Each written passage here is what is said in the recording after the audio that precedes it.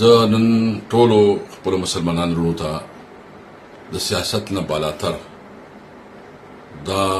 خواست کوم چې سبا کوم مظاهره ده دا زموږ د دین د اسلام او د قرآن سره د مینې لپاره زموږ دپاره یو ډېر لوی ازمایش دی او دا زموږ ټول مسلمانان پاکستانیان پښتانه دا پکار چې سبا خري د مظاهرې لا راوځي او دنیا ته وښیي چې موږ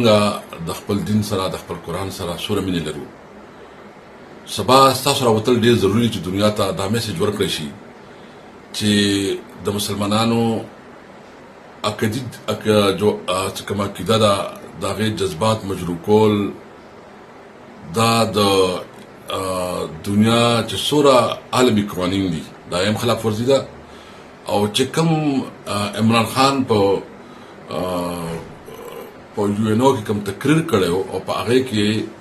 دا قرارداد پاس شوی دی چې د چا مذهبي جذبات په نه مجروح کیږي. د هغې نه باوجود چې نو دا چې کوم کاروایي په سویډن کې شوې ده دا انتهایي قابل افسوس ده، قابل مذمت ده او دا پکار دی چې موږ خپل اواز ښکلا اوچت کړو. نو سبا خري انشاءالله په ټولو صوبه کې نه په ټول پاکستان کې به په دې مظاهرې کېږي. زما ټول مسلمانانو ته خواست دی چې پر امن طریقه باندې چې زموږ کوم کنسټیټیوشنل رایټ دی چې کوم آئین کوم اختیار راکوي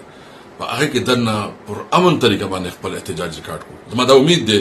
سبا خري ټول خلک به راوځي، اواز به اوچتوي، د دین سره د مینې اظهار به کوي انشاءالله تعالی. زه امید لرم تاسو به سبا دا خپل جذبات ښکاره کوئ او سبا به چې نو چې څومره ځایونه دي که صوابۍ کې ده که مردان کې ده که پېښور کې ده او که پاکستان نورو حصو کې ده سبا به انشاءالله تعالی د خپل مذهبي عقیدت اظهار کوئ، مظاهرې به راوځئ خو پر امن ګورئ. که چا تشدد وکړه دا به زموږ نه ني